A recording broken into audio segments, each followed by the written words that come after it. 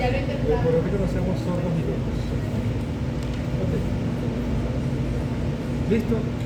¿Ya cuadraste tu cámara? Sí, sí.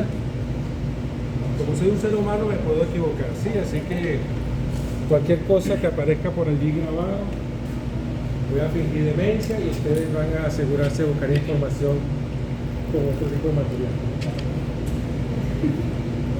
Ok, entonces ya les dije que vamos a hablar de protozoarios de interés intestinal. En este caso, Giardia duodenalis.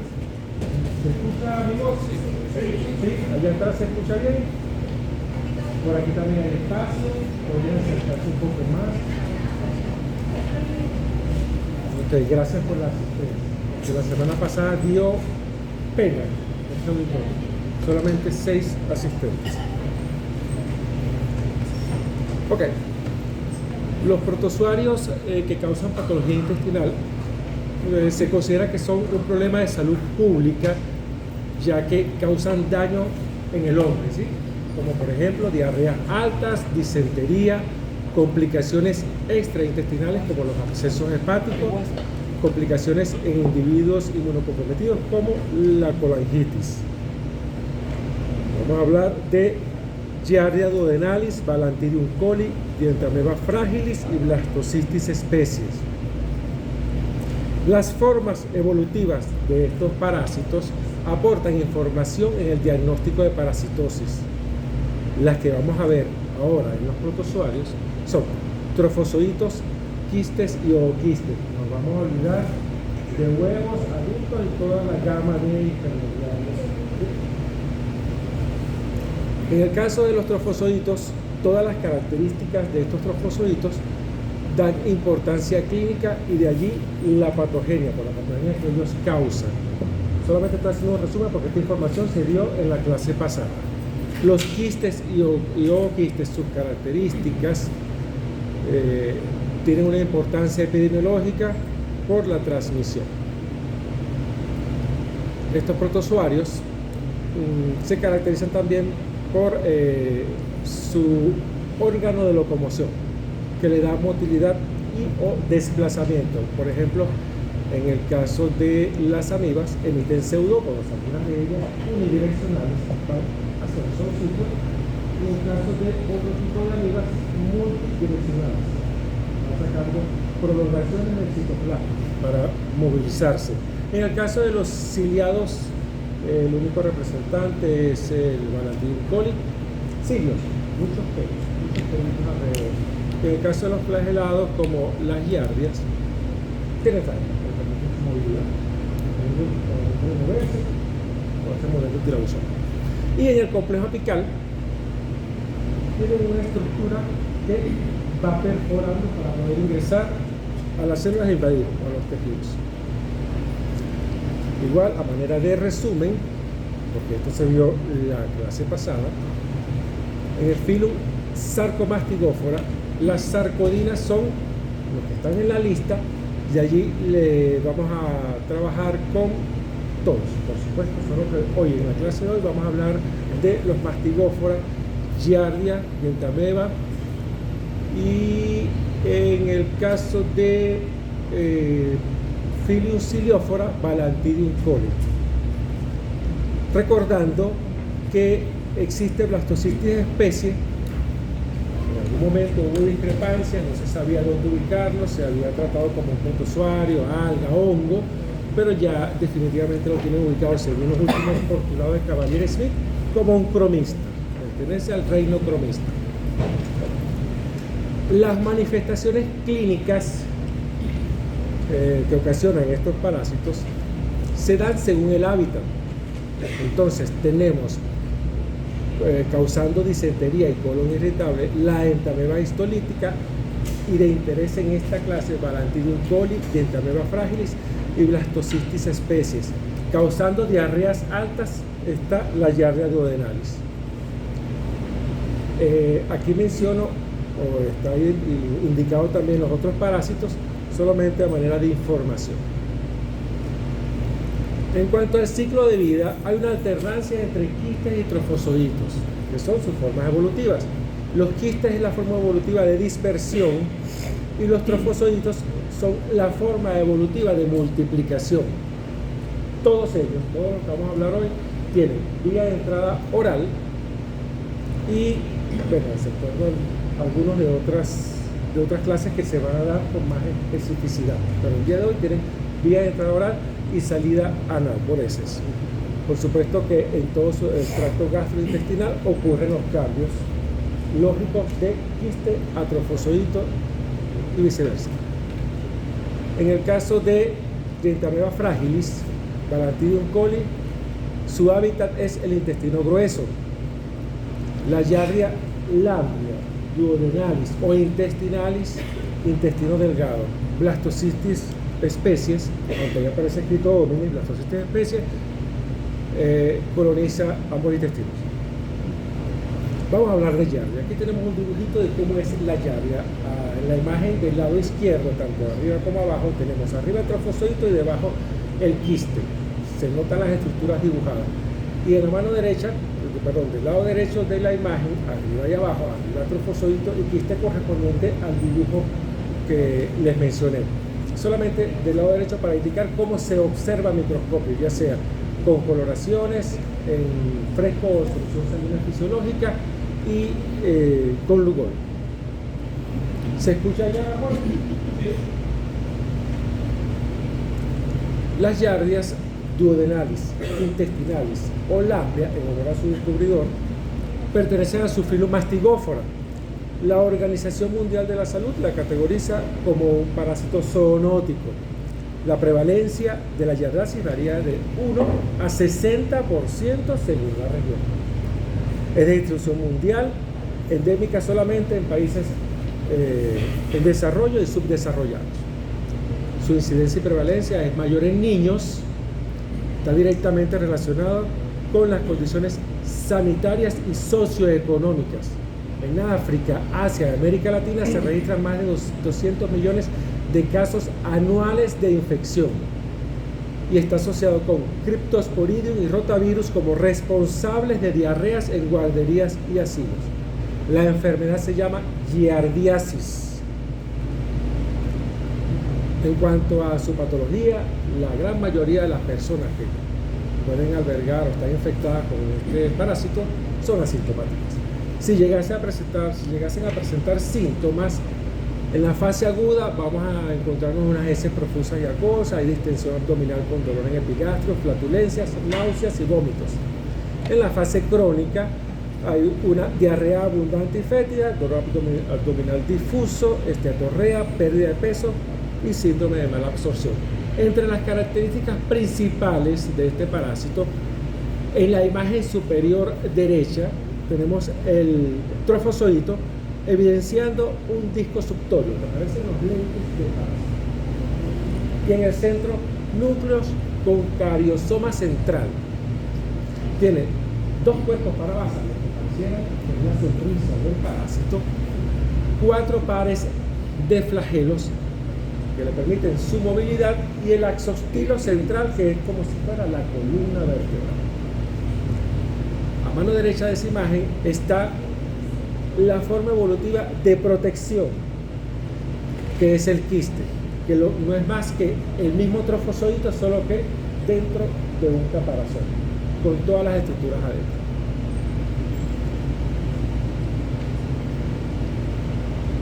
La acción mecánica es ejercida por un efecto obstructivo, o sea, tapizaje del epitelio.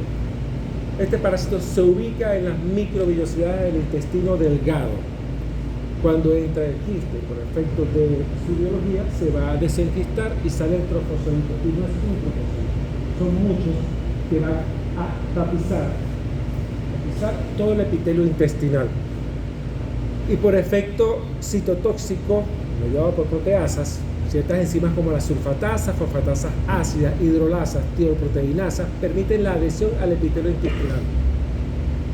Evitan la unión intercelular y posterior a la apoptosis celular o muerte de estas células. Ahora vamos a hablar de la Dientamoeba fragilis. Aquí solamente en esta imagen muestro un trofozoito. Dientamoeba fragilis no tiene quiste, no tiene núcleo. A Mano derecha, una imagen al microscopio de cómo se observa diente arriba frágiles. El hombre es el único hospedador y fuente de infección. Su hábitat intestino grueso. La prevalencia real es desconocida, no presenta núcleo definido, tiene dos cuerpos cromatoides centrales. El mecanismo de transmisión está en debate, por el hecho de que el trofozoito sobrevive muy poco tiempo fuera del hospedador, lo que hace poco probable la transmisión fecal oral. Se plantea que la transmisión humana de este parásito puede realizarse a través de algún nemátodo intestinal, o sea, lo usa como transporte.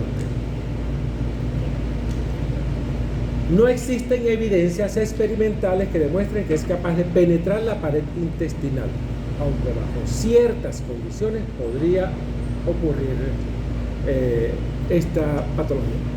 Los cambios patológicos inducidos pueden estar relacionados con el tiempo, duración y gravedad de la infección. Si llegase a ocurrir enfermedad, se evidencia fibrosis de mucosa intestinal y síndrome de colon irritable. La mayoría de las personas que tienen este parásito son asintomáticas, pero si llegasen a presentar síntomas, estos serían síndrome intestinal agudo, diarrea explosiva, dolor abdominal, náuseas, vómitos y fatiga general. Hay cambios histopatológicos en apéndice, colitis ulcerada, eosinofilia, presentándose síntomas como dolor abdominal, diarrea persistente, flatulencia, entre otros. En la siguiente imagen tenemos al Balantidium coli. De mano izquierda tenemos cómo es un dibujo de él, indicando cuáles son sus partes, y se evidencia la cantidad de cilios que tiene. Y a mano derecha, cómo se observa el microscopio. Es una zoonosis. Se ha encontrado en animales como cerdos, en vectores como cucarachas. Es el protozoario de mayor tamaño que parasita al humano. Su hábitat es el intestino grueso. Las personas susceptibles son aquellas que por su trabajo están en contacto con cerdos. Es el único ciliado parásito del humano. Presenta macro y micronúcleo. En la imagen inferior izquierda vamos a observar dos imágenes, una pequeña y una grande. La grande es el trofozoito. El trofozoito tiene indicado allí el macronúcleo que tiene forma arriñonada. Este macronúcleo se encarga del metabolismo de la célula y otras funciones. Y más abajo, como en la escotadura de ese macronúcleo, está un puntito. Ese es el micronúcleo que se encarga de la conjugación celular, porque este parásito se reproduce de forma asexual y sexual. Adicionalmente, entre las partes que se observan allí, tenemos en la parte superior un citostoma o boca y en la parte inferior un citopigio o ano. En esa misma imagen, a mano izquierda, tenemos la forma de protección o la forma evolutiva de protección de este parásito, que es el quiste, donde resguarda todas las partes del trofozoito. El cerdo es el hospedador natural. Su acción mecánica es a través de los cilios. Imagínense muchos trofozoitos pasando al lado de la pared intestinal. Es como si fuera una tortura china con la boquita que cae. El movimiento de parásitos por medio de los cilios causa daño en el epitelio intestinal. También tenemos una actividad por hialuronidasa que invade mucosa y submucosa, hace que este efecto se dé, dañando regiones tisulares del intestino. Es muy raro conseguir infección extraintestinal, pero las hay. El 80% de las personas que tienen este parásito son asintomáticos. Cuando presentan síntomas, hay un cuadro disentériforme, heces formadas con hilos de sangre, hiporexia, tenesmo, náuseas, vómitos y deshidratación. En pocos casos puede producirse perforación anal. En la imagen hacia la derecha tenemos un intestino y allí se está indicando que hay una úlcera. Hay ulceraciones del colon con infiltración linfocitaria, donde puede haber hemorragia e infección bacteriana secundaria. Estas lesiones son amplias, extensas, pero no son profundas. Este dato es importante porque hay otro parásito que sí tiene la lesión profunda, y es una pregunta de examen diferenciar uno de otro. No digan que yo se los digo. En el caso de blastocistitis de especies, es muy amplio la información que tenemos con ellos. Dibujo, cómo se ve al microscopio y cómo se ve ultraestructuralmente. La enfermedad que produce este parásito se llama blastocitosis. Pertenecen al reino cromista, es cosmopolita, se da con mayor frecuencia en zonas tropicales y subtropicales. Prevalece en adultos, en Venezuela mayor de 40%. Es una zoonosis. En algún momento fue caracterizado como un blastomiceto y alga aclorofílica. Actualmente está ubicado dentro del grupo de los cromistas. Se encuentra con mayor frecuencia en los estudios parasitológicos. Existen 12 o más especies, por eso se recomienda denominarlo Blastocystis spp. O sea, Blastocystis spp. Está bien escribirlo así en el examen. Normalmente en los exámenes de heces van a encontrar, cuando se presenta este parásito reportado, Blastocystis especies, entre paréntesis, forma de, porque tiene varias formas: cuerpo central, vacuolar, granular, quístico, ameboide, etcétera, etcétera. Seguramente está el resto de las formas. Las que son más frecuentes reportadas en las heces son vacuolar, cuerpo central y ameboide. El agente etiológico responsable de un cuadro clínico o enteritis o colitis, y para que pueda ser considerado responsable de la enfermedad, tiene que ser el único patógeno reportado en ese examen de heces. Aparentemente no invade la mucosa intestinal, produce cisteín proteasas que se deposita en las vacuolas de él. Puede haber edema, inflamación, producción de la enzima destructora de inmunoglobulina A, modulación de la respuesta inmunológica y liberación de citocinas. Causa daño por un efecto citopático, haciendo cambios de la permeabilidad del epitelio que provoca apoptosis. Cuando hay síntomas hay dolor abdominal, náuseas, hiporexia, diarrea aguda o crónica, distensión abdominal, lesiones cutáneas tipo urticaria, cuando hay alergia a los alimentos.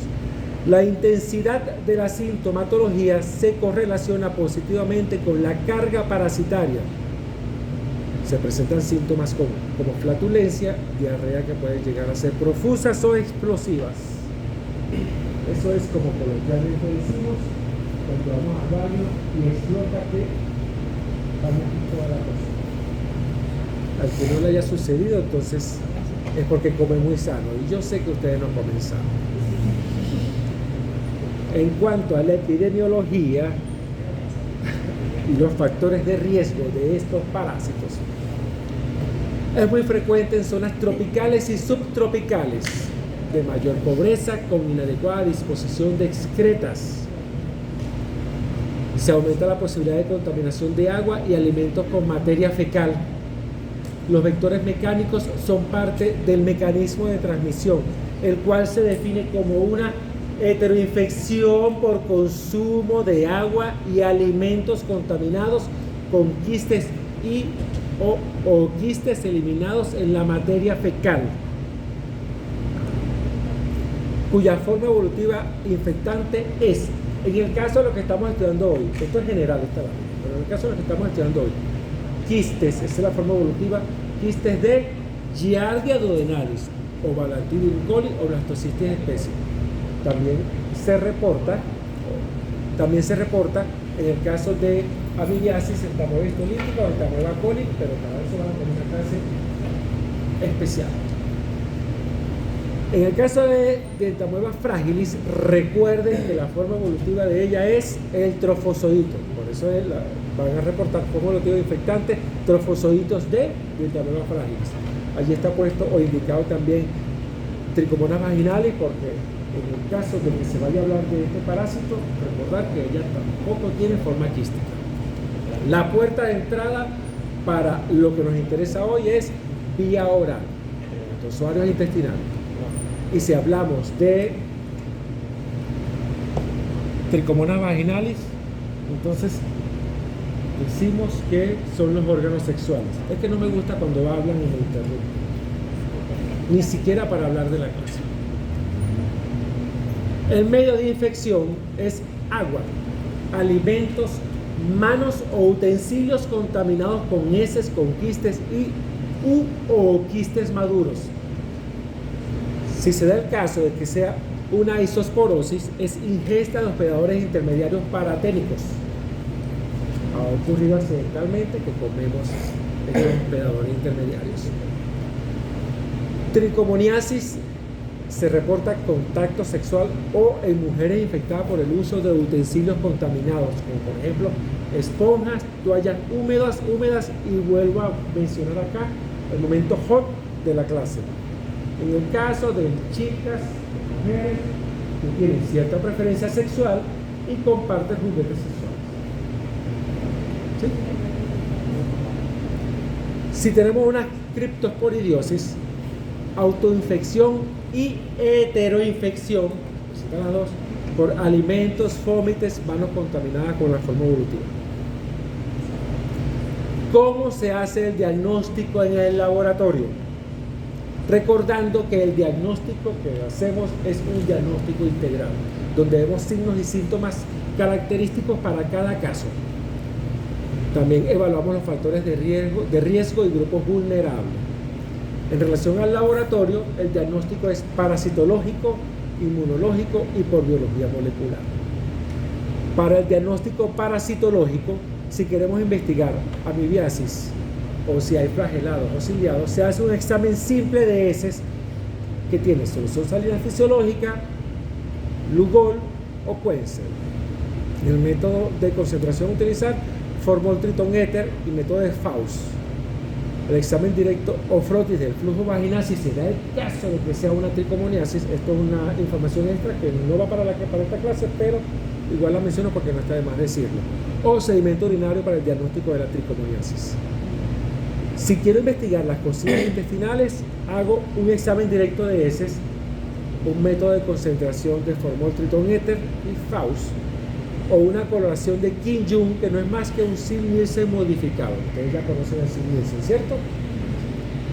También se puede hacer una prueba de esporulación de dicromato de potasio al 3% para los quistes de ciclospora. Si tenemos una amibiasis extraintestinal, o por ejemplo una afección hepática, no hay otra prueba mejor que hacer una electroinmunoensayo. En el caso de la biología molecular, la prueba es la reacción en cadena a la polimerasa. A manera de recordatorio, el examen directo de heces no es más que colocar en una lámina una gota de solución salina fisiológica y una gota de Lugol con una porción de heces, una cantidad específica de las heces a estudiar. Luego ponemos con una laminilla y en el lado de la solución salina fisiológica vamos a observar las formas móviles de los parásitos, porque está en condiciones normales, naturales, sin efectos químicos que puedan dañar o matar a los parásitos. Y en el caso del Lugol vamos a detallar características muy finas, porque se va a colorear con el Lugol y vamos a observar núcleos, vacuolas, flagelos, etc. El método de Faust es un método de concentración por centrifugación y flotación. ¿Qué se hace? Vamos a agregar agua a las heces, se agita vigorosamente, se centrifuga, se descarta sobrenadante, se le agrega sulfato de zinc, una solución saturada, éter, se vuelve a mezclar, se centrifuga y la porción superior del menisco del líquido se toma como una pipeta, la porción de arriba, y eso es lo que vamos a colocar en la lámina con Lugol para verla al microscopio, porque se supone, vamos a evaluar acá los quistes que han flotado, porque la solución saturada es tan densa que hace que los más livianos suban. Es posible que consigamos acá algunos huevos de elvintos, porque son muy livianos, pero por ejemplo, immunolequina. Buen provecho, muchachos, en el caso de que coman en la calle o que tomen agua que no saben si está bien envasada. Es a conciencia de ustedes. En algún momento a muchos les dije que la vida les iba a cambiar cuando entramos a conocer parapsicología.